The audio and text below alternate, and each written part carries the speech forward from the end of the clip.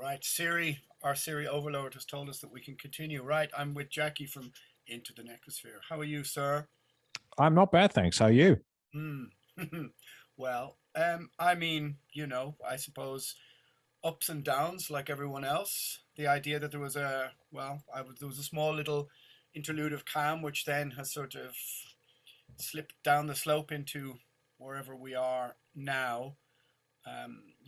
Sort of moving back into restrictions and rules and all that kind of thing. And I suppose that's really realistically going to be some body of what we're going to talk about.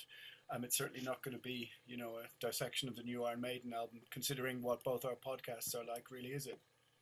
No, no, definitely not. Yeah, I,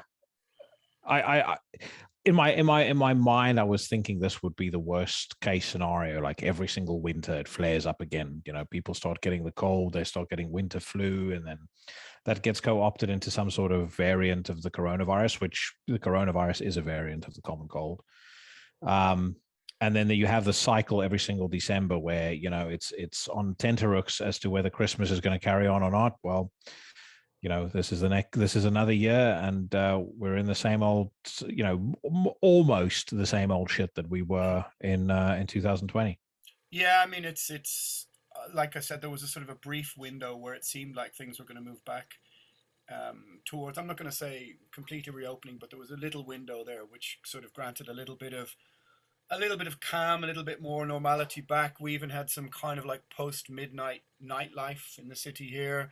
Traveling seemed a little bit easier, that kind of thing. There was even the promise of a couple of gigs. I went to see one or two.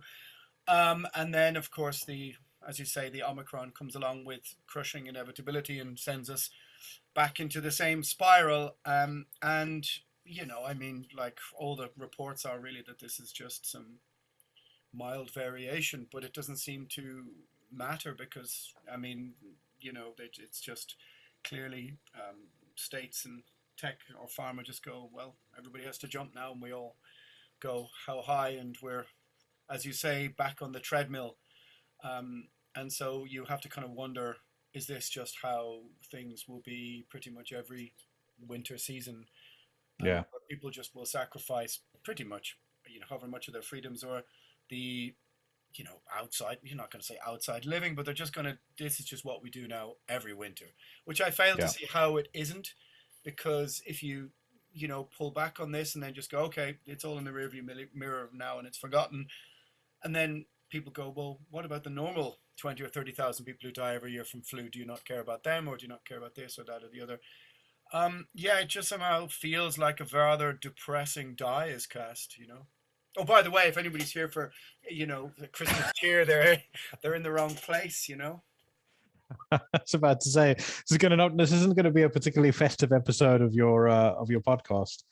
I mean, I think one of the things that I'm gobsmacked by is how few people actually realize the precedents that are currently being set. Not only in terms of lockdowns being the solution to anything that looks vaguely like a pandemic. I can certainly foresee a point where they'll start saying, well, there's too many cases of flu this winter season, so lockdown. Yeah. A couple of folks get the shingles, that could be contagious, lockdown. And then on the flip side of things, and I'll preempt this by saying I'm not an anti-vaxxer by any stretch of the imagination. I've had my first shot. I'm due my second shot soon. I will say I did get that for the express purpose of being able to travel, and on the promise that I was going to be able to return to normal, which apparently is Yeah. not the case. I can apparently still spread it, still die from it. There's no difference really. I just have a little fancy passport in my I've got something in my NHS passport saying that I'm fully vaccinated. But either way, I mean, vaccine mandates, if they can force you to put one thing in your body, why not more? Why wouldn't they start saying, well, chicken pox, if an adult gets it, is lethal, so you all have to vaccinate for chicken pox now as adults. Well, I mean, And given the power of big pharma and the lobby that they have in the States and elsewhere, I can't. There's the saying, show me the incentive and I'll show you the behavior. If the incentive is there for them to have a captive audience of people they can charge a government $20 a vaccine for, do people think this is the last vaccine we're going to have to inject in the No, well, I mean next that's the decade? no, I mean that's the thing is that there's so many things which before had no precedence. I mean, if you go back to the original, pandemic plan that there was, across Europe. I think it's by the John Hopkins Foundation, German, I think, and if I'm not, I may be mixing something up. And it clearly states, lockdown is undemocratic and considered un-European, antithetical to the values upon which theoretically Europe was, I suppose, founded, and how quickly that went out the window. But yeah, it just feels like we're on a treadmill now, and I sort of fail to see how people are going to get off the treadmill, because this. I think it's part of it is a sort of, we can level it against Central, Northern European and Anglosphere countries, who I think have a sort of middle class indulged attitude towards a risk averse society being somehow some sort of tangible thing that they can create. When I mean, it's just, look at what's happening in Australia or whatever. It's a nonsense, but it does seem like we're on a treadmill now, and that your vaccine passport will be, all of a sudden that green tick will go red when it's deemed that your first 1 or 2 doses are run out and you're going to need a booster. And I mean, look, to me, it's the virus is the virus. I've never really, questioned exactly what that was. Now you can question the lethality of whatever, but the idea that it's being used as a move to, move everybody onto a digital passport and grid, I think it should be fairly clear to people. Although you're a filthy conspiracy theorist for saying those things.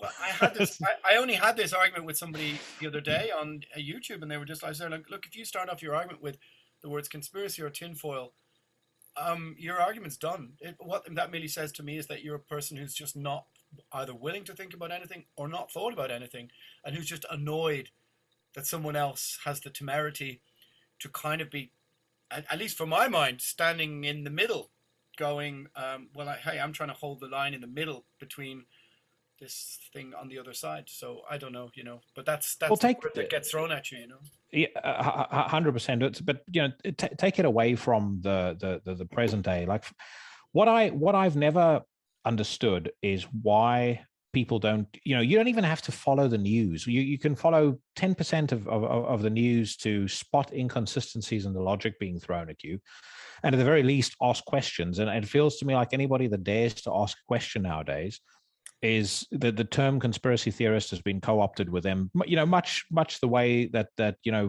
phrases like, or words like Nazi gets thrown around with reckless abandon. And it's a very cheap and it's a very lazy way of essentially nullifying your opponent's argument.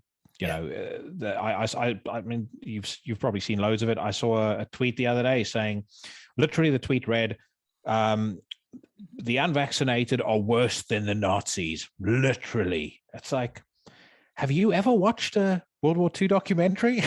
It's like, do we even need to have this discussion? Yeah. But why I said take it away from current day, where my intellectual curiosity was piqued was during, I was in my very early 20s. It was in the drum up to the Iraq War. And I remember seeing a poll on GMTV or some similar garbage, where only something like 32% of the United Kingdom were in favor of us getting involved in the war, and the rest were against. 2 weeks later, there was this massive furor. Confirmed threat: Al Qaeda, financed by Saddam Hussein, are going to crash planes into Heathrow. So in order to avoid this, we've pulled tanks onto the runway. And I remember thinking to myself, how's that going to help? Heathrow is relatively near Hounslow and places like that. If they're going to shoot down a plane there, in all likelihood, it's still going to smash into a residential area and kill tens, if not hundreds of people, maybe even more. And then 2 weeks later, there was another poll, and all of a sudden, 64% were in favor of the war. Yeah. And it was at that point that I first woke up to the degree to which people are led and to which people's responses are entirely based on emotion. There's very little else. You and I spoke about this on my podcast as well. But even then, it's like, what I still struggle to understand. I struggle to understand it then, and I struggle to understand it now. Is like, can't you at least question the inconsistencies in what's been said to you? Yeah. Well, I think that, I mean, when people are afraid and given a propaganda, a sort of a length of time that's, sort of being propagandized or whatever you want to call it, it becomes very hard for them to separate those two things. I mean, I had this conversation many times with old friends, and they said to me, "Look, we have to have faith in the systems." And I said, "Okay, well, that's the difference between you and me, is that I never had faith in those systems. I understand that it's almost like, and I've been trying to think about this quite a lot. It's quite a lot like brand loyalty. If your brand loyalty is, let's say, the state of Ireland, and you grow up with a certain inbuilt patriotism, you find it hard to believe, really, that the state might mean you some harm. But maybe they might not mean you directly harm, but certainly they haven't fixed the health service. The Yeah, health service is a mess here. And so indirectly, it does. The state's incompetence does cause people harm. But the idea, again, I was arguing with somebody the other day, and I said to them, well, if you think that state, tech, pharma, and media have no connections, and that they are benign entities, I can't really help you in this world. I'm not asking you to live in my head and see the world like I do, because at least when I argue with my friends who have, young families, they're like, I can't be in that space, or how would I bring up my children with any positivity? And you go, yeah, all right, that's a good point. But you also then can't deny some of the facts of what we're seeing. And of course, if you're referring to the Iraq War, then yeah, the weapons of mass destruction was the sexed up dossier, and then 1 million people came out in the streets of London, but it still happened. So yeah. Well, a million people came out in the streets of London. It still happened, but if you go all the way back to then, and I mean things way before that, the same institutions, the same media that expects us to believe everything about coronavirus and everything about the vaccines is the same media that fed us that lie. It's the same media that told us for years that the banks were the only ones to blame for the financial crisis, even though they underreported the fact that when the governments had bailed them out with taxpayer money and asked for the money back, the banks basically said fuck off, and on and on we went.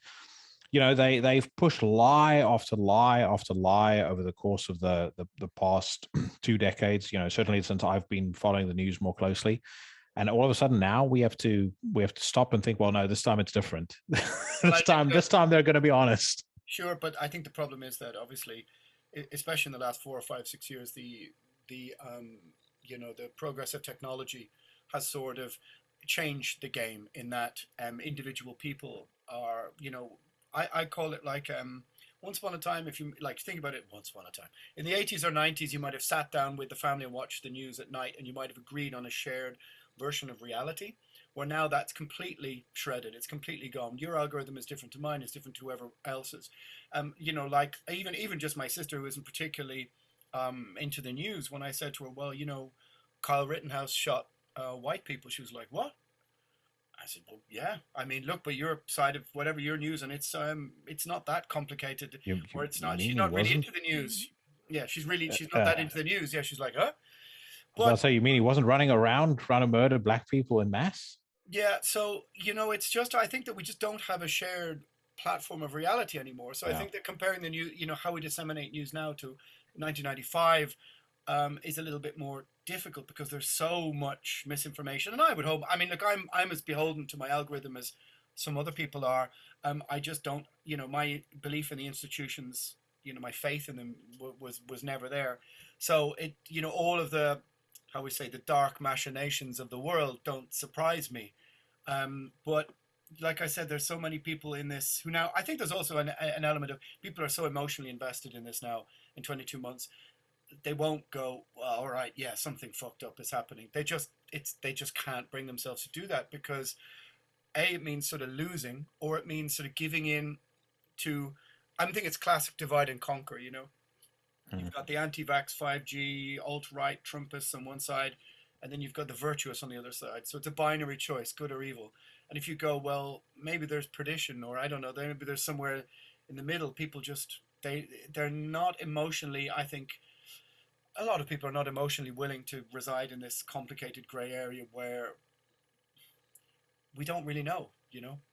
which is a Yeah. really difficult place to inhabit.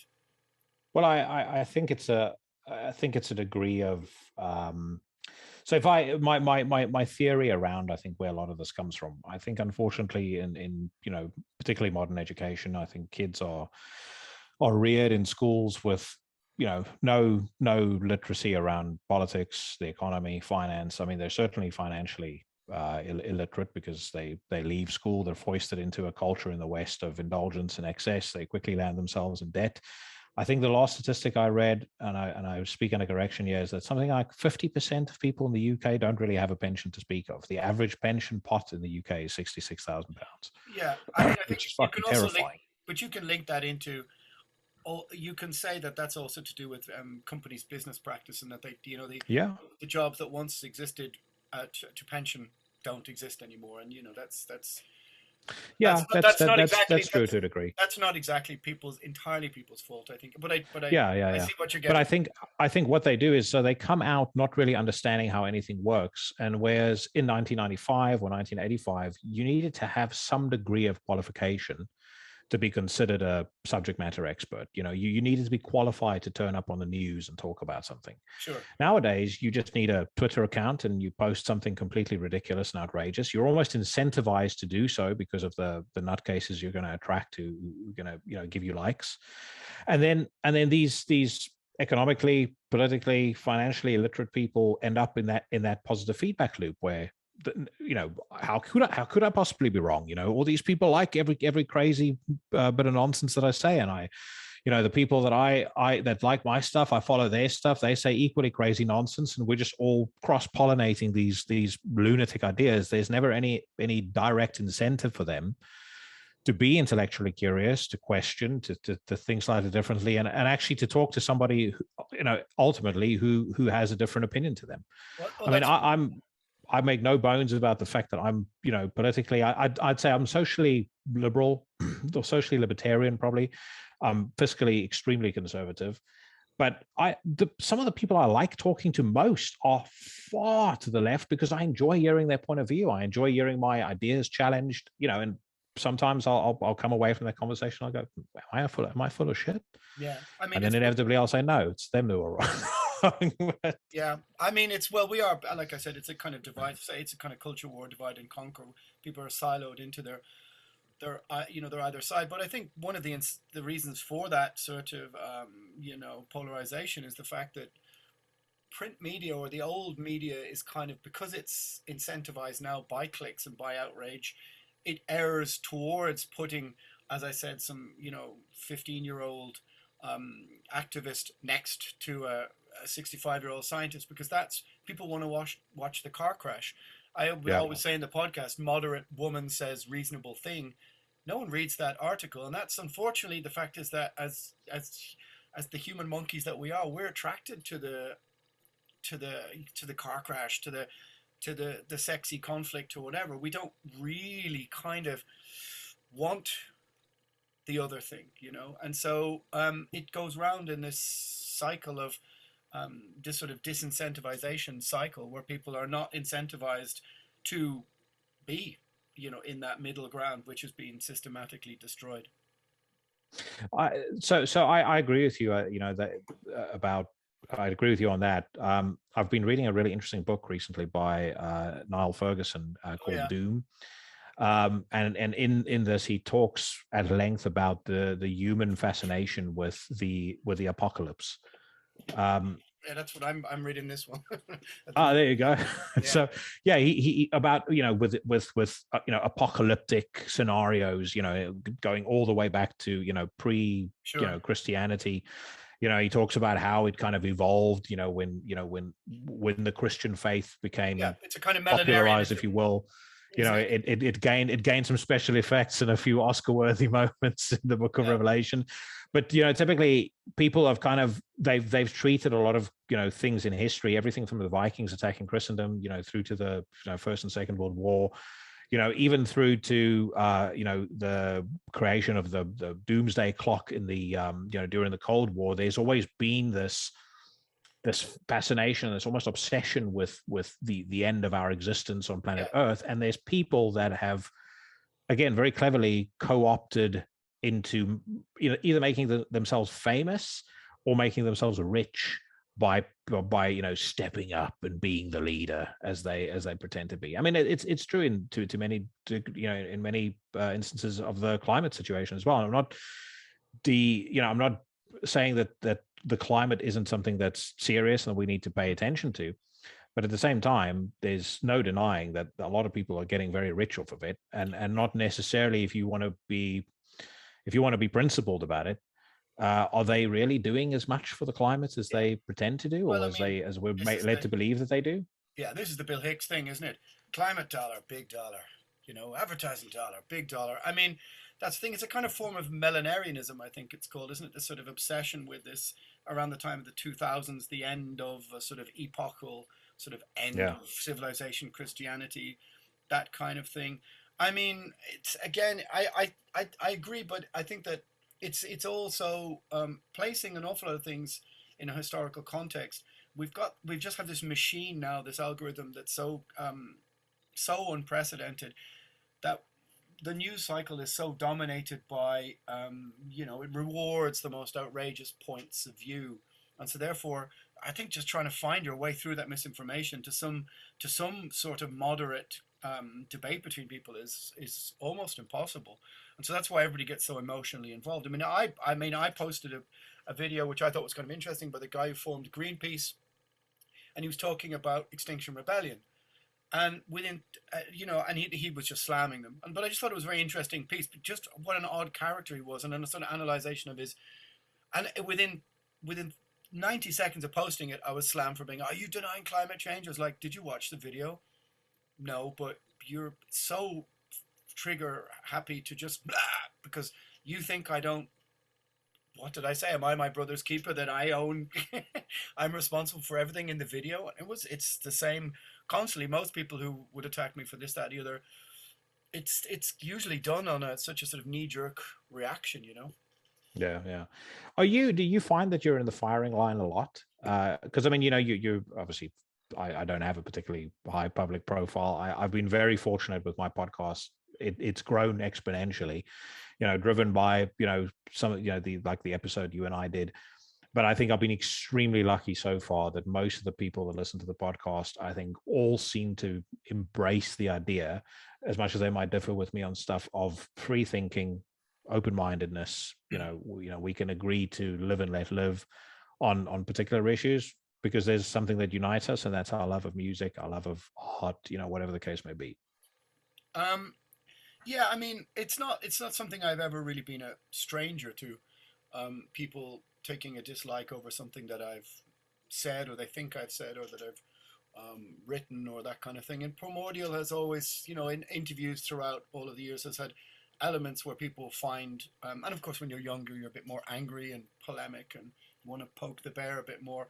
But I would say through the podcast, every now and again, I get some really quite aggressive pushback on small little things. But by and large, 90% of the people, I would say, who listen to it seem to be wholeheartedly supporting it. And I think if they really listen to it, they sort of realize that I do temper some of the observations and some of the ideas with trying is to put the other side, or at least to say, look, I'm not this, I'm a singer in a heavy metal band. So there seems to be a certain sort of overwhelming respect for the idea that you're trying to do something different and not like towing the mainstream sort of narrative. But yeah, there are plenty of people who are, just because you ask the question, are willing to go, oh, well, so you're anti-vax now. It's like, well, if is being anti-vax because you question the profit margin of big pharma? And it's always, I'd say to people, and it's always people on the relative new left, and you go, since when did people on the left defend the profit margin of big pharma? And that's the Yeah. classic divide and conquer thing. I always go back to the Occupy movement in 2008, and I go, the 1% was almost sort of rightfully, pinpointed as that's where this is coming, this top down, sort of whatever you want to call it, submission, oppression, whatever, financial oppression, and they successfully co-opted and bought that movement, and now that movement tacitly supports them in the sense that if I say, hey, even one post like Pfizer made this much money, and people be like, oh, are you 5G as well? It's like, wow, you're defending the profit margins of big pharma. I didn't make any comment about virus or vaccine efficacy or whatever. It's like, Yeah. whole generation of younger people defending the motives of huge transnational corporations against Well, you speaking out to power, which I find yeah. quite Well, depressing. huge transnational corporations who are not incentivized by you ensuring your well-being. They're not. No, They're no. incentivized by the profit motive, and that's fine. I'm a believer in the profit motive, and I think that the profit motive drives innovation in pharma. But I also believe that if left unchecked, it could be abused. I mean, and the reality is, there's two things that kind of come to mind of what you said. Number one, a lot of the people who are now demanding that you get vaccinated, and if you don't, you're a danger and a menace to society, were the people that very openly said when those same vaccines were being created under the Trump administration, they would never put it in Yeah, their bodies. I mean that's So Biden. That's you know Biden. we're Biden and Kamala uh, Harris. You can yeah, find. exactly. So they're playing some pretty crazy mental gymnastics to derive at the point that they're getting to. Equally, Pfizer there's a documentary that's about to come out that I read about earlier this evening, where Pfizer is apparently running down AstraZeneca, saying their vaccine causes cancer, et cetera, et cetera, et cetera. So I mean, if anything tells you that these guys are out to make as much money as they themselves can do, regardless of their competition, regardless of anything else, that to me is just proof of it. Yeah, I mean, They don't. I mean the fact that they didn't want to release what is it, the sort of the documents till 2076, and there are thousands of Yeah, medicines that are not given patents by the CDC every year, thousands, and Pfizer and all these companies have already paid out billions in reparations to yeah, many people, many countries, many whatever. But the fact that it would seem, been granted indemnity by most EU member states. I mean, these are things. It's like I keep saying to people, is like it's not fundamentally the vaccine itself; it's the structure of coercion that's placed around it. So if that makes you anti something or anti not, well, what it makes me is like pro skepticism and anti a structure of coercion that's basically. And I mean, like the idea that you see in Australia, they've built internment camps they're sending people to, and you look at the rhetoric coming from Austria and Germany, you think to yourself, no, I think it's too easy, it's too low hanging fruit. That's not really right to go, oh, but look at 1936. But the idea that certain sections of Europe are creating a two-tier society, and look, I mean, let's be honest, where are they going to? What are they going to do with people who just say no, the vaccine's not for us? I mean, it's are they going to go the same route as Australia? Is Australia the testing ground? I mean, that's a very dark avenue yeah. to be going down. It's got some terrible precedents. The idea that, and I just don't think enough people somehow seem to be thinking about it. I think it's also a class thing. I think it's that European middle class, sort of indulgent middle class who are just going, yeah, lock them down. We need to get this over with, etc., etc. Sorry, that was a bit of a flippant comment, but you know what I mean. Maybe. Yeah. Well, no, I agree with you. I mean, I think in part, I think a lot of what we're seeing right now is just it's a extension or another tentacle of the culture wars. Mm.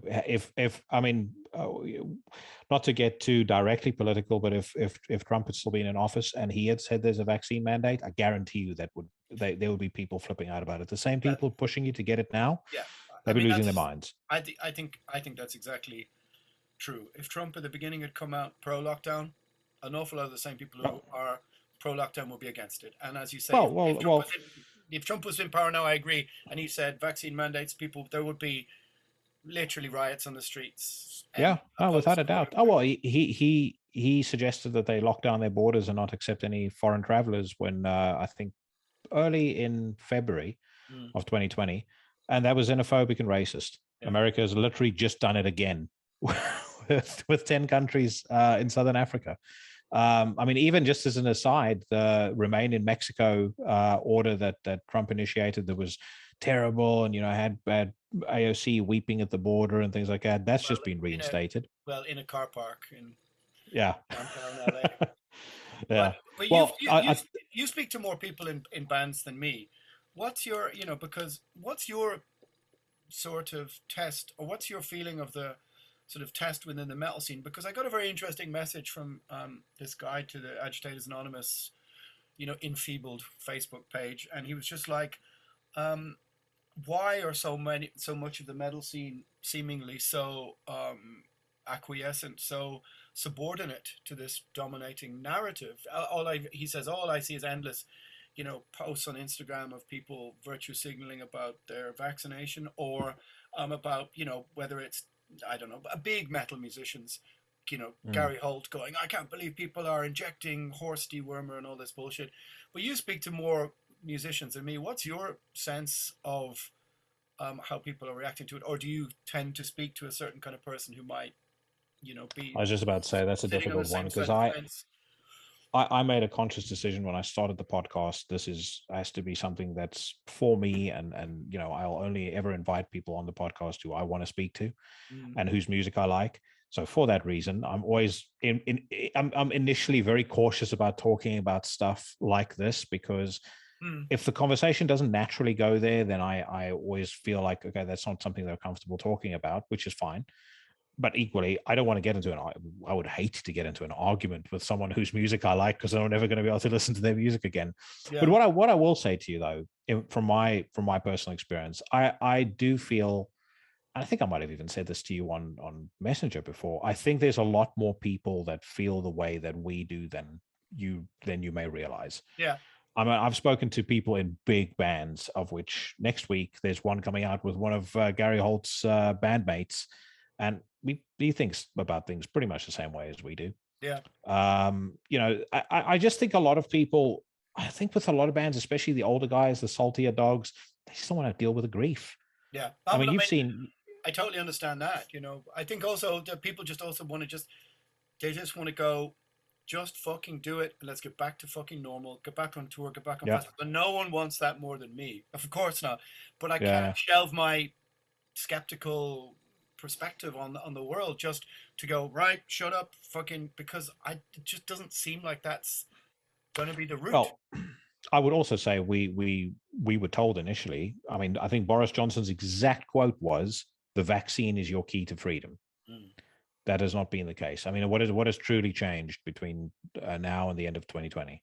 Not much. We'll most likely end up going into lockdown again at some point soon. I hope we don't, but it seems like the I mean, sod's being laid for that. maybe he meant vaccine number 6 or 7, or The vaccine in 20 years' time is your key to freedom. well, I For mean, those of you that make it. well, you saw the SAGE recommendations that, or the sort of projections that people are going to have to live with elements of this for at least 5 to 10 years. I mean, I think just the economic structure that's now been built in place is unfortunately just too huge, maybe, to tear down, because because I mean the financial implications, and let's say that the pharma technocracy, whatever you want to call, I think it's more powerful than most European member states. Sure. Their Yeah, I individual agree. ability to say no to this, and Yeah, also no, I because they're agree. all looking over their shoulder, going, well, in Ireland, if they go in Ireland, they're going, well, look what they're doing. We can't do the opposite of, I don't know what Belgium or Holland are doing. Even though Holland is more locked down right now than we are, but Yeah, they all can't be seen to be doing nothing. yeah. Well, this is the thing. I mean, I can be the devil's advocate as well, and I can look at what I would do in a politician's position. And it's tough. I mean, say for example, Omicron. There's news of the Omicron variant, and Boris said, "Fuck it, we're just carrying on. We're going to go on as normal." And then all of a sudden, it turns out to be this super lethal strain, and there's hundreds upon thousands of people dying. Who's going to be held responsible for that? Yeah. There's Well, unfortunately there's no glory in prevention. no. Well, I mean Um, that's a kind of interesting theory. I think it's something innate within us, which is like, if you're standing in the, this sounds a bit weird, but if you're standing in the jungle and something rustles in the bushes, you may as well fucking run. And yeah, and it's the idea socially, right, that um, underreacting to an unforeseen risk, the danger is far greater than overreacting to a minimal risk, and that sort Yeah. of that's something innate within us, and I think that that's carried on. I don't necessarily blame. I don't think politicians are all in on some multifaceted Machiavellian, top-down plot, or doing the bidding of the World Economic Forum, or doing the bidding of whoever it is. But they're also on this. They're also on the 4-year cycle. They're on the election cycle. They're trying to look after their, as you say, save their own asses. They're trying to create a place where they are not blamed. And so therefore the rush to risk averse somehow, unfortunately, seems like a natural process. But the problem is that when I analyzed that metaphor, I thought, well, it really depends on who's making the rustling in the bushes, doesn't it? Yeah, it does. And I think also there does come a point where you can say we've been, we've been cautious enough. Now it's time to, maybe follow what the evidence is telling us. Because when Omicron did come out, the doctor that discovered it in South Africa was Yeah, very quick to come out and say the symptoms are mild. I don't know what yeah, yeah. everybody's overreacting about. No, It I seems watched. like it's co-opted parts of the common cold. Yeah, I mean, I watched her interview as well, and she said she didn't know of one single person hospitalized. I think you got to be careful what you say now, but I think she was there like, look, this is the people aren't being hospitalized because this, and again, falling numbers in my own country, but yet you have the unelected health board officials coming out going, we recommend this restrictions, and I'm just not sure how long they can spin that to people. Um, Well, I mean, the death rate hasn't gone up exponentially either. So I'm looking at the numbers now. So 26th of October, the 7-day average was, sorry, 26th of August, the 7-day average was 110 deaths. And right now, as of today, the 7-day average is 119. this is in the So UK. if Omicron was as deadly as it is made out to be, I mean, we can look at South Africa as well. Surely you would have seen an uptick in that. And that is ultimately the most important thing, because again, I'm no epidemiologist, No. but from my understanding is that typically a virus will become more virulent and it'll be more easily transmissible, Yeah. but it becomes less lethal. And by the way, I had COVID in September. It was the fucking Yeah. worst I've ever felt in my entire Really? life. I was Really? bedridden for 10 days. Knowing that now, I'm still not a fan of, I'm still opposed to lockdowns, and I'm No, I still mean, against that's the forced thing. vaccination. That's the thing. People argue with me. They go, "Oh, I knew such and such was very sick," and I go, "Well, okay, but I mean, I had swine flu 10 years ago, and I mean, I could barely walk 5 yards and had massive asthma attacks and all sorts of stuff." But if somebody said to me, "Well, as a byproduct of this, do you think that society should be locked down?" Well, obviously the answer is no. Well, here's a Um, question: do you think we would have locked down if society was as deranged as it is now? Do you think we would have locked down during swine flu and bird flu? Without a doubt. well, probably, and I think in future, if those things were to come back under some other name, then I would imagine yes. I mean, I watched a very interesting thing with this guy, basically on a podcast, and he basically said something. He said something very interesting. He said, look, his opinion is that let's call them surreptitiously the 1%, whatever you want to call it, agents of power, institutions of blah, blah, blah. And the people have screamed at me for being a conspiracy theorist when I said this. I said, look, it's a theory. It's an observation. It's a Yeah. potentiality, so it's in case I just set fire to the room. It's just a talking point, which is this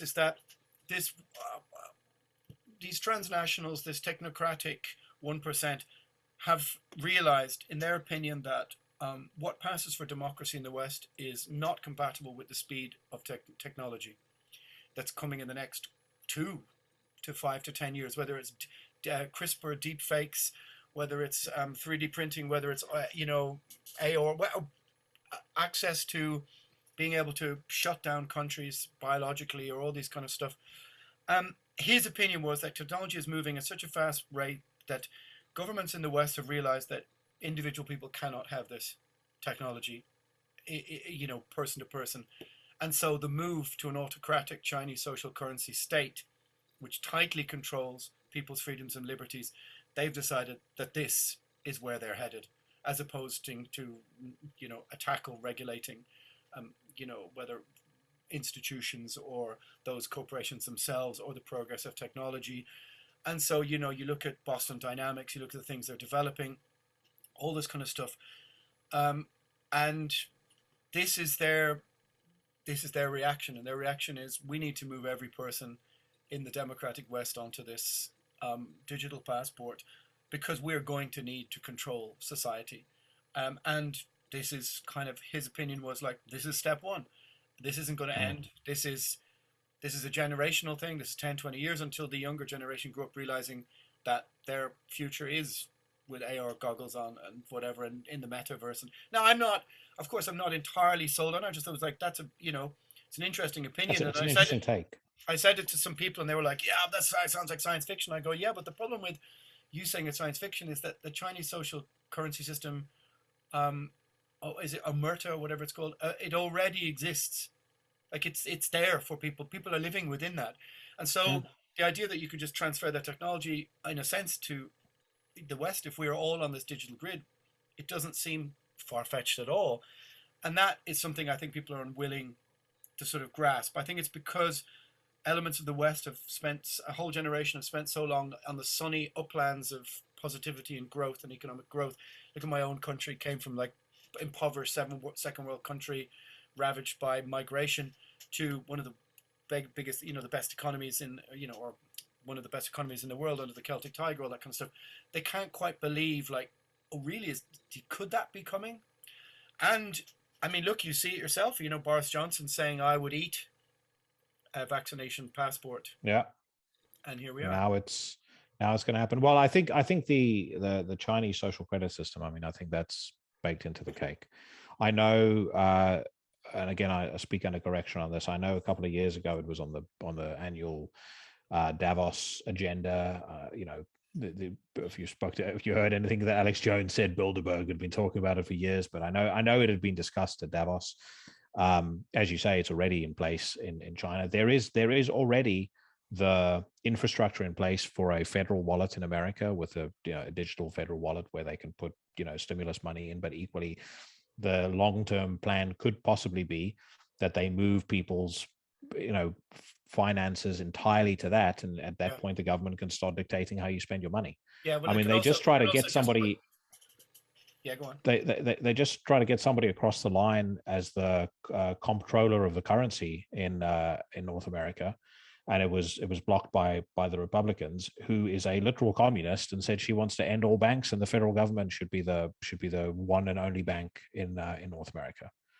So it's not like, I don't think anything that you're saying is far-fetched. I think it's just a matter of how long do the people that are opposed to this and are still for freedom, how long can they hold the line before this Marxist weight comes crashing down on them? Or else it's just a vast overreach that eventually is going to collapse under the weight of its own bureaucracy. I mean, like I said, my opinions about these things, there's things I see taking shape and all that kind of stuff, but I'm not married to or wedded to a particular position. I'm quite willing to about face or change my opinion on things if some new information comes up. It just, I mean, and also of course it does tie in with a lot of my dark world views or whatever you want to call it, but the idea that they said, oh, don't worry, this won't be used to harvest your data or coerce you into systems of control and will be shelved once the pandemic is over. I mean, look, that's just not the way power works, is it? No. I mean, power is addictive, and once people have it, they are loath to let go of it. And you can look at people like Anthony Fauci when he's on the news. I mean, this guy absolutely revels being in the spotlight. He had one of these, oh God, forgive me for being so humble, moments on TV the other day where he said something along the lines of, I'm not a hero, I'm just doing what needs to be done. Yeah. And what people don't realize about this old simpleton is that this was the same guy that in the 1980s said that AIDS is easily transmissible through household contact. Yeah. Not to mention his involvement in gain-of-function research. I mean, this absolutely disgusting these stories that have come out about the pain threshold or pain tolerance experiments that he's done on animals. The guy is a fucking asshole and a scumbag, in my opinion. Yeah, but that didn't Didn't gain any traction. The animal stuff No. didn't seem to. And yeah, I mean, it just doesn't. It it doesn't really seem to. I mean, to stick, and you get like something like Ursula von der Leyen, the European Commission, talking about EU-wide vaccine mandates, and then you look, her husband is in charge of a biomedical lab that helps produce them. But that's not what's on the front of our newspapers. It's all just No. very simplistic narratives about this is what we have to do to save Christmas. Yeah. And like, I don't blame. Look, I mean, I have friends who they just like they're just in suburbia and they're just trying to cope and they don't want 5 minutes in my head to think about this, and I don't blame them for that at all. But the problem is that if you block all sorts of skeptical thinking out, then sort of, what do they say, evil prospers while good men sleep, or whatever you want to say. And I know many people like that who are just like, this is just what we have to do to get out the other side. And I just think that that's encouraging coercion and control in order to come out the other side of it and end it. I just don't think that has any historical precedent. I just don't think that works. Well, like I said, I mean, the vast majority of people have very little to fall back on other than emotional gut responses to whatever the news feeds them. And the news media knows this, and they play people like a harp. They know exactly what buttons to push to get them scared. They know exactly what buttons to push to get them angry. And that is how they'll dictate or at least they'll try to dictate where society goes. That's why they rail so hard against non-traditional media, and why people like Tim Pool, who, most of his life has been a, pretty, at the very least moderate, probably bordering on progressive, he's far right. Joe Rogan gets railed on by CNN at every opportunity. I mean, you can say what you want about him, but he's certainly not a gateway to the far right. No. They want to retain control of the narrative because that's kind of how they've always done it. They just they play those notes, get the people good and mad about something, and then the people go out and vote how they want. They get them terrified about something, and the people are willing to accept any sort of rule, any sort of law that they impose on them. Yeah, I mean, it's I was watching this thing the other day with the premier of Victoria State in Australia shouting, saying, basically doing a version of I Am the Science, basically saying, if you disagree with me, you are this, that, and the other.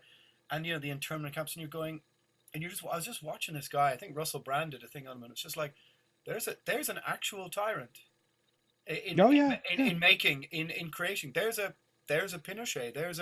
There he is. Look, and you just see how quickly things pivot, where all of a sudden, and this is what really worries me, is that are all the democratic pillars that theoretically European society not only embraced but fought wars for, just going to pivot in under 2 years, so that people go, well, actually, we don't really need freedom and liberty. We're going to pivot to a biomedical security state. I mean, people will go, oh, Alan, come on. And you know what? Yeah, I get it. Maybe not. Maybe only 20%, maybe 30%. But there's a gray area where we have to have a conversation whereby the idea that, a state like Austria will literally lock a third of the population in their homes. Yeah. Well, they have you seen those photos of them erecting the fences in German supermarkets, and the unvaxxed have to stay on one side and the vaccinated get to roam free on the other side? How do the optics of this not happening in Europe, like a two-tier society, whereby it just boggles my mind that I mean, our politicians somewhere there in the dark night of the soul, like, not going, what the fuck are we doing? What the fuck are we doing? Because this divide and conquer propaganda could end somewhere really, really dark. Now, I mean, I know most people don't want to think about that, and like, I'm not saying that's gonna happen, but at the same time, I mean, you see them in Australia sending people to internment camps over lying about track and trace. Yeah. Well, there's a video of that woman. Who was talking about that, and the cops came together. And then I think the most egregious thing about that was Claire Lehman, who's I think she's the editor for Quillette, who I generally had always respected Quillette as a publication. And I mean, her stock has gone way down in my opinion, but she was going on about how it's so amazing and people sit around watching Netflix, drinking beer and sunbathing. And it's like, well, no, not really. There's people trying to escape from the place. This girl gave a first-hand account of what it's like there. It's it's also. I remember hearing once that it was, I think, 2019 was going to be the year of strange alliances. I feel like that strange alliance piece is also, as also sort of extended across into 2021, and that's kind of the thing that gives me hope. On one side, there's people saying things and doing things that I wouldn't have expected it of. But on the other side, there's more and more people who, in my opinion, are waking up and at the very least thinking more critically and realizing that there's a pretty big tent where people can think freely and where we can agree to disagree, but where we also have a lot more in common than we don't. Yeah. And my hope is that the folks under that tent will increase exponentially. And I think that's ultimately our best bet to carry us through all of this. Yeah, it's hard to say. I mean, some days I have a little bit more hope for that than others, and others I'm just like, you know what, fuck people, I'm moving to Fiji, or get me the fuck out of here. Because I like you probably see on your podcast stats, like I have lots of listeners in in curious places, and I sort of put out the sort of bat signal, the going, tell me what's going on in your country, and people are messaging me from like fucking Cambodia, from Mexico, from Chile, going, hey, things are pretty open. We think what you're doing, you as in Europe, is fucking crazy. What is happening there? A few people from Africa messaged me as well, going, I play football with a whole bunch of North African guys, and there one guy, he's from Casablanca, he said to me, man, can't farm today, can't eat tomorrow. The government can't do this to us there. But you guys are so, and he just made it such a brilliant point. He goes, you guys are too rich. He goes, you're too rich. I was like, you're fucking right. He goes, and his implication being, we're too middle class, we're too old, we're too rich, we're too indulged. The idea of the state putting a comfort blanket around you and going, there, we're going to save you from all of the isms, all of the phobias, and now add a virus to that, add everything, so that you literally have this cosseted, secluded life free from risk and danger, I think is one of the most salient points. And playing football with a whole bunch of guys from all these different places, from Nigeria and Morocco and Tunisia, it's just a brilliant insight into and Russia and Ukraine as well. And they were just like, well, as soon as this, they're like, we're getting the fuck out of here. No way I'm bringing up my kids in this bullshit. You're not putting a mask on my kid. Fuck you, basically. Different sets of people with different sets of so many different attitudes, but they all of them, to a man, were just going, we can't believe what you fucking guys are doing. I agree, and I think about this in especially the millennial generation and younger. Have they ever experienced any true suffering in their entire life? Like true suffering, on a World War II level, or on the level of people in Tunisia, people in over the years in Russia and the Ukraine. Nothing, nothing even close. So I completely agree. I mean, and again, the fact that they don't seem to understand that there will come a point where the money runs out. I mean, the money is already out. The government's in so much debt, it's fucking obscene. And eventually, they'll just keep on taxing and taxing and taxing, and then all the wealthy leave and they move to a place that's a little bit more, a little bit more accommodating of them from a tax perspective. And then people suddenly realize, why is our quality of life gone down the drain? And then it becomes a little bit like Animal Farm, where the pigs just kept on blaming the farmers, and that's basically what the politicians will end up. Well, isn't it going to be possibly true that this is going to be the first generation who fundamentally grew up with less freedoms than their mother and fathers or their ancestors before them? That I know quite whether if they notice or not. I hope so, or else we're completely fucked. But they're going to be less free than the generation before them, and how they react to that. I mean, look, we've lived 2/3 of our life probably already, if not more. So we're not quite. I've got many years ahead of me. Well, listen, I'm closer to 60 than 30, so but yeah, the demographic is we're not the demographic, and so when I think about things, my friend said to me today, she said it's brand loyalty. She says if they're talking about vaccinating young kids, get them on the brand early, and you're like, yeah, this is the same people who are pro this would have been against young kids being taught religion or being taught Catholicism and this, that, and you're going, is this different? I don't know. Maybe that's a stretch of a comparison, but and that was my Oh, searching arm.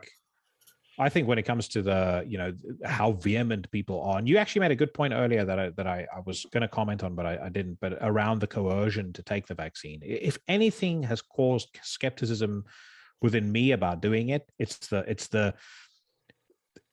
like the vitriol behind how much they want to make you force, or they want to force you to do it. Like I liken it to, I grew up in a very religious household, and the one of the first things I wrestled with when it came to religion and Christianity, in my mind I could never bridge the gap between this loving God who says to you, you have free will, and you have free will to accept me as your Lord and Savior, but by the way, if you don't, it's off to the lake of fire with you, where you'll be tortured for all eternity. It's kind of the same thing with the vaccine, no? Yeah, I mean, there's a religious element to it, all right. It's definitely, because it fits into the culture, wasn't it? There's definitely a binary choice of good and evil, and I think that sort of falls into some sort of religious category. But it's that Nietzschean, I guess it's beyond good and evil thing, which is the people who talked the most about, the most religious people were the ones who did the most horrendous acts in the Middle Ages, whether it was burning witches or whatever, torturing people. And so because they did it in the name of their faith, now that's a bit of a stretch as to what's happening, but I can see, that, an element of this is becoming a kind of biomedical, theism, as it's got elements of something religious to it. And that's probably why it evokes so much emotion in people. And they're, I think, probably clouded by that and not able to maybe be skeptical or rational, because that requires placing that element of us that wants that religious element in our lives, which has been missing in the West for, I guess 60 years or whatever, or more, maybe 100 years. These kind of things take that place that's innately within us, maybe. Yeah, that vacuum. I think it was Mortis from Marduk. I remember reading an interview with him, and he actually said it. He was like, we've been anti-Christian, all of our career. He says now Christianity has largely disappeared, and look at what it's been replaced with. He says we're worse off than we were before. Yeah, I mean, I think that knowing Daniel a bit, I mean, I think we're the same age, and I think that's a process that will take you into conservatism. They say, show me a man who isn't, I suppose, a liberal when he's young, and I'll show you a man who hasn't a heart, and show me a man who isn't a conservative when he's middle-aged, and I'll show you a man without a brain. And I think that's the saying. And so, there's that moment where you realize, oh, some of the things we railed against, although symbolically, had a structure that supported elements of society. And if what replaces them is complete hedonistic, hypersexuality, or whatever you want to call it, or a completely rudderless society morally, or whatever way you want to judge it, maybe some of the things we opposed were not actually as bad as they were. But you're young and you're angry, and I wrote lots of songs about anti-religious songs and that kind of stuff. But yeah, I mean, I think it's a natural process. You hit a certain age and you go, hang on, some of this stuff, especially, I suppose, people who have kids and stuff, if you're kids and stuff, it casts a different angle on how you view. You now have something genuine to try and conserve, which is your kids, So I think it's a natural process, I've been on. I was especially surprised to read him say that, though. Him of all people. I mean, I've met Morgan a couple of times, and he's an intense cat. He's an awesome guy, but intense dude. But I was surprised to hear him say that, because I kind of agree. Again, I'm not I'm not a practicing Christian. I'm not particularly religious, but I do. As I've grown older, there are certain aspects of the things I was taught when I was young that I do value a lot more now than I did when I was, when I was 14 years old or 13 years old. And I agree with you. I mean, there was a time where singing about the devil was the fucking coolest thing on the face of the earth. Yeah. And there's still, when I listen to a lot of those songs, it's like, yes, fuck yes. You do also, like, you have to separate, life from just the thrill of teenage rebellion. Yeah, I mean, it may sound odd, but as a teenager and a 20-something, I was sort of um, oddly not quite given to rock and roll, abandoned. I was something of a sort of odd, well, I won't say conservative teenager, but I wasn't as thrown to that kind of stuff. And then, when all the kind of old Irish scene guys met the Australian guys, the Destroyer guys, and all that, whatever, and some of the other old black metal scene from 20, 25 years ago, they found it odd that our scene had a sort of a kind of a twinge of nationalism to it that they didn't really have. And this is in the sort of mid to late 90s. And I think that that sort of gave us a little bit less devil, a little bit less, and maybe a little bit more, um, I'm not sure what to call it. Um, Historical awareness, maybe, I don't know, something like that, or maybe it's just me being a miserable cunt when I was 18 and yeah, I don't know, man. But But you've sung about those things extremely eloquently, though. I mean, I think more eloquent. I'll go now. This is a big compliment I'm giving you, but more eloquently than most. mm, I think especially on the last Primordial record, there's a couple of songs there, and I'm fucking, because I listen to so much music, I'm terrible with song names. But there are a couple of tracks where I think the way you're kind of talking about loss of culture, loss of identity, and things like that, it's stunning. I mean, it's really moving. Exile Among the Ruins is actually the song. I yeah, was yeah. thinking about it now. Well, I mean, Um, it's I've sort of always been a bit lucky in the sense that the words were always my thing. There were always other people who could sing better, who had better attributes. And if you're one of those defenders, you were the Dennis Irwin, you were dependable with a 7 out of 10 every week. And so this is a horrible football analogy, but you do the best with the stuff you've got. But the word stuff was something that was always interesting to me when I was a teenager. And luckily, I grew up in a very bookish house, and so my father's library was pretty much what I read when I was a young teenager. So maybe that's the thing that I was able to tap into quite well. But yeah, I mean, it's a hard thing because you don't want to lecture. You also don't want to proselytize, or you don't want to, be too angry. But I also leave some things open to suggestion for people. hmm Oh, as I said, I mean, you do a tremendous job. I also checked out that Red Sovereign record after you and I had spoken, and it was one for some whatever reason had flown under the radar. Phenomenal stuff. Love it. That's my rock and roll alter I ego. called it And I Ghost for just Grown-ups. On the, Wow, goes for grown-ups. Wow, okay. Yeah, it's just my rock and roll alter ego that I also told he yeah. wasn't allowed out when he was a teenager. So it's like a kind of some sort of past life, or kind of adolescent regression, where I'm allowed to pretend that I was 17 and playing the bass to Venom in my room and stuff. But Yeah. one thing I notice is, maybe you have a good take on this. It's interesting to note how many sort of now metal podcasts there are, and that they do seem to be getting bigger, don't they? Oh yeah. Well, I think for me, there's a couple of things that helped my podcast grow exponentially. One was the reaction to you being on the podcast was massive, and I think it's because there were a couple of folks in the run up to that were big as well. I had Charles from Mayhem on and things like that. I kind of wish secretly that Charles had let me keep the first hour of that conversation on on air, because that was some fiery shit. Very good. Okay. But anyway, like you, and then Katie at Season of Mist helped me get Goal on, and that really helped Oh get yeah. it. Really get it going. And frankly, as much as it's a very shit situation for a lot of bands, the fact that people are stuck at home Mm. makes it easier for me to talk to them, because they're much more open to being spoken to. But I've seen a lot of other podcasts come up, and there's a couple that are very good. But for me, I actually started this before the pandemic, and the idea that I always had in my mind was I would sit at press days and I would listen to people interviewing bands, and it would be the same bullshit questions Yeah, and boring nonsense. And it was like, and in my mind, I thought, one, if I were in a band, I wouldn't want to be answering this crap. no, no. And secondly, if I, as a fan of the band, I've never been interested in reading or hearing the same old nonsense regurgitated over and over again. It was, I had dinner with Scott Ian once, and he said to me, I have done 250 interviews in the last week.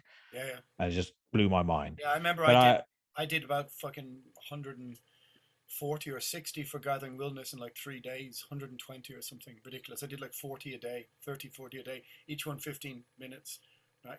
Is that possible? Yeah, I was there from like 10 in the morning to like 6 in the evening. In the end, I was just lying on the ground in the Metal Blade offices going blah, blah, blah, blah. And I thought, I'm not fucking doing this again. I was about to say, I get how you must feel because it's again what I heard was the same nonsense over and over again. So the idea I had was if I basically just want to have a conversation with Yeah. somebody, I and mean, it'll that's one of the reasons why I ended up with this sort of antagonistic personality thing in interviews, because I got so bored that I wanted to create a bit of tension or a bit of like, I'm not talking to you about the drum sound, who gives a shit about that or whatever. And so people would always interview me because they knew they were, or in the last couple of records were like, they don't even start with the, oh, how was the new album? They just go straight into the state of the world address, and that suits me much better because I prefer that. Because otherwise, it is numbingly fucking boring.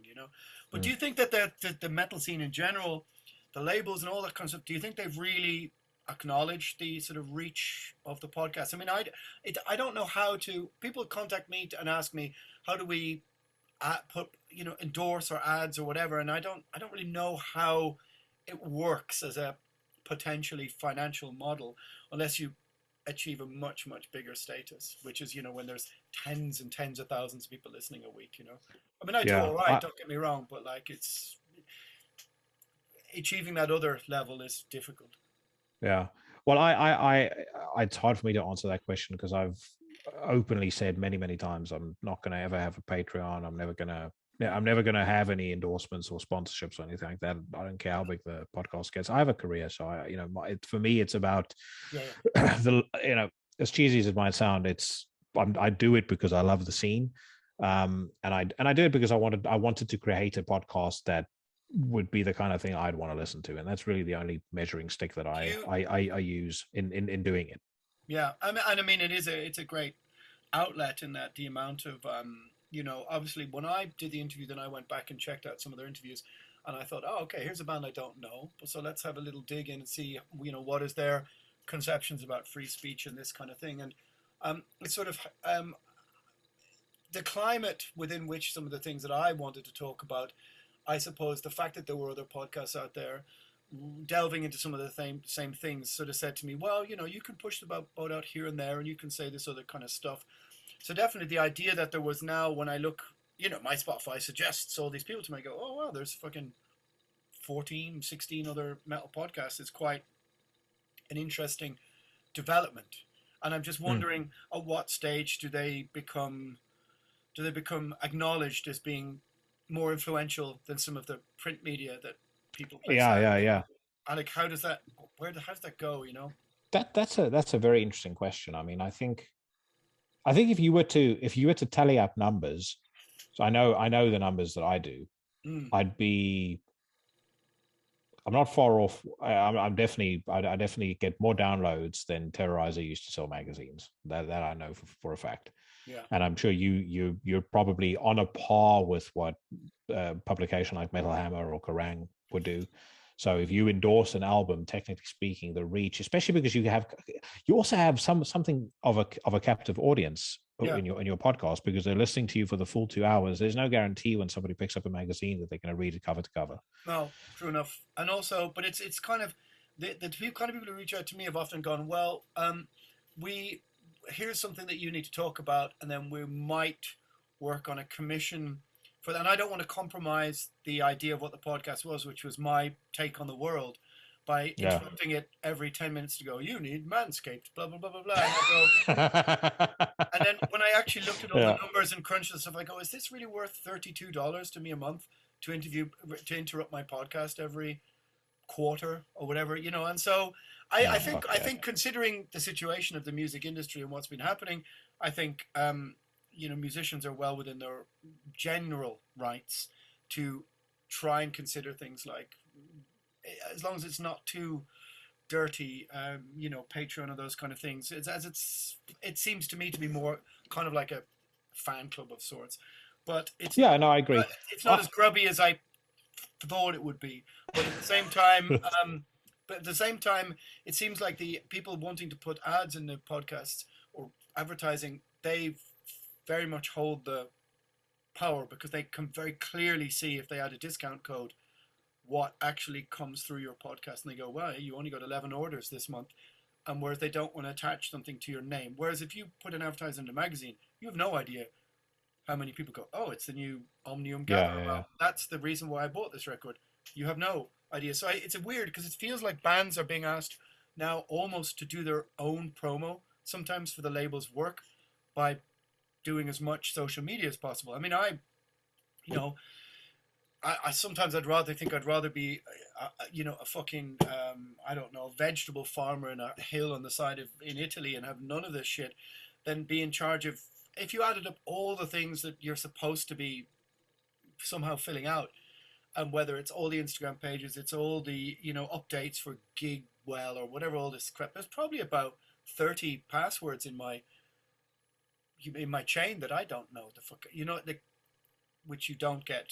I'm just fucking moaning about not getting paid for anything. Yeah, yeah. No, well, look, I agree with you too. I mean, for me, there's more a personal choice to do that. It's not because I'm taking any sort of moral stand against something. I actually think, as an example, I spoke about it in my podcast a little while back. I think NFTs as a as something that bands are selling. I think it's a great way to generate I have. income. I mean, I've tried to understand, and I had to watch it like a child's cartoon. Two of them, one explaining Bitcoin and one Yeah. explaining NFTs. So I understand what they are, but all my friends who jumped on the Bitcoin thing 6 months or a year ago are all like, "Hey, I go, how's your Bitcoin doing?" They go, €7 down or eight. Nobody's made any money, and I always go, No. "Isn't that because you don't have the computing power to do the data, to do the mining? Like you're not going to do it on your phone. You're not going. You think you're really going to make hundreds on your phone? I don't think so. I, What do I, I did I a bit know? of What do trading I on my fucking know? phone, and I made a reasonable amount of money, but on Bitcoin I lost a significant amount of money. I don't whatever trading I've dabbled in. The one thing that a very good friend of mine, who's the smartest human being with investment that I know, told me is, unless you're willing to stay invested in something for the rest of your life, don't invest in Hmm. it. But just with regards to the NFTs, I mean, I know not really metal as such, but Avenged Sevenfold, part of the wider metal scene. I know they've released NFTs where, I have a like, you funny get story about them actually, but yeah, go on. you get meet and greets with a band whenever they're at a show, and stuff like that. And I jokingly said on the podcast, if Agricola will agree to play in suits at every single show that I see them at, I'll pay a significant amount for an NFT that evokes that. But I do think I do think it's a legitimate way for bands to supplement their income, especially now. Yeah, I mean, there's something about like when we went to Australia the first time, they were like, "Oh, do you want to do paid meet and greets?" And I was like, "No, I'm not charging people money. I would never do that. Charge people money to stand at the bar with a bunch of idiots like us. I mean, we're going to be the bar anyway. Really, it's kind of." And the guy, the promoter, was like, "Oh, right, every other band did it, or most bands." I go, "Not really. I mean, it's too vulgar. It's not why I started playing music. Now, admittedly, the Patreon actually is quite cool. There's no tiers. You can pay $1, and I put up songs and ask people about movies, and it's actually kind of like an old school fan club. It's not as Mm-hmm. not as odd as I thought it would be, but Do you want to hear my Avenged Sevenfold story? Yeah, go for it. Right, we played with them for 2 weekends in a row at festivals. It must be like 10 years ago or something more. Sometimes they put two bands together for like festivals, and you travel. You don't travel with them, but you end up in the same little backstage porter cabin. And we ended up with them, and so we ended up. I ended up hanging out with the drummer, the guy who died. I think the guy who killed himself for like I didn't even know about that. 2 weekends in a row. Yeah. It was clear he was being like sort of like he wasn't having a good time, and he ended up hanging out with us, just drinking whiskey, listening to Doc and listening to Cinderella and all this kind of stuff.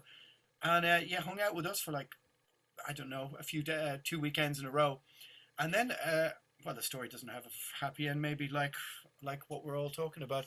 And then about a month later, I heard like, oh, the dude fucking killed himself. Did you get an inkling that he wasn't a particularly happy person when you I spoke? think he was a bit older than the rest of them, and I think he was on a.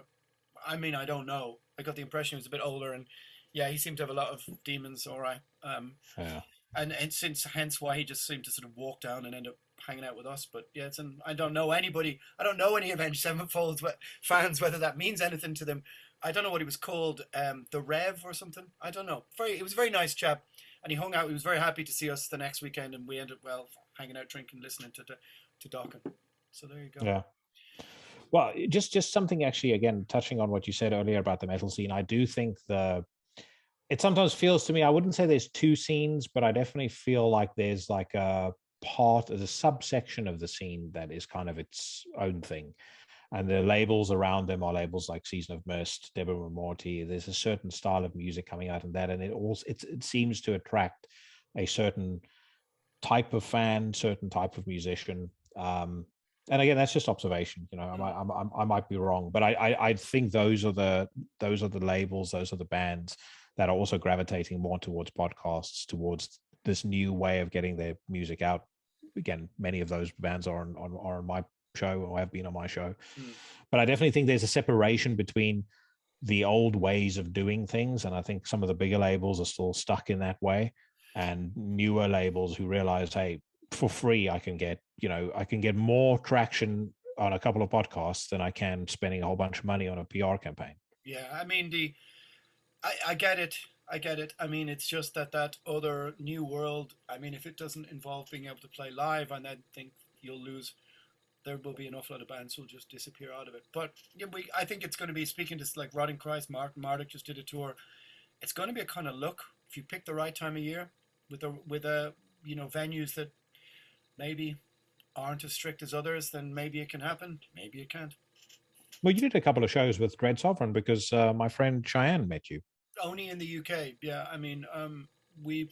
But the thing about it is now most shows now in Germany and other places now are everything now until March is pretty much being shelved again. So I just wonder, Mm. is touring going to be a seasonal thing whereby last week in November until the first week of March, just forget it because we're going to be in this perpetual treadmill of some form of lockdown, you know?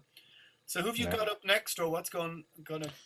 So I've got this coming Tuesday. I've got Jack Gibson of Exodus. Oh yeah, It was a okay, very very fun conversation. yeah, yeah, It was first 45 minutes or so was music, and okay. then it got spicy, and then I'm going to take a break for Christmas. I've got a possible Christmas surprise in the offing. I don't want to talk about it because I'm fucking paranoid and superstitious about shit getting cancelled. If I dare mention who it is, but it's somebody I've been desperate to get on the show for a while. Big fan of his music. So if I get it and it happens before Christmas, I'll drop it on Christmas Day.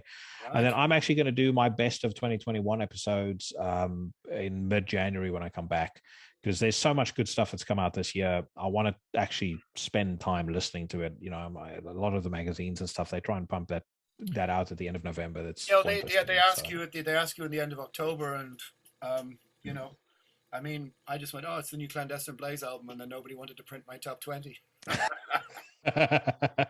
Hey, well, Dread Sovereign's on the is on the contender list, so I need to give that some proper listening time. And I just like every year I've done my best of at the end of the year, and then I get to like late December, and then some Yeah, fucking random band out of in Russia puts yeah, out yeah, an album on the 29th of December, and I'm like, why the fuck did I not include this on my list? So, you're totally right. So look, last question then. Where do you think we're going to be in 9 months, years time? well, I think. Doing this again?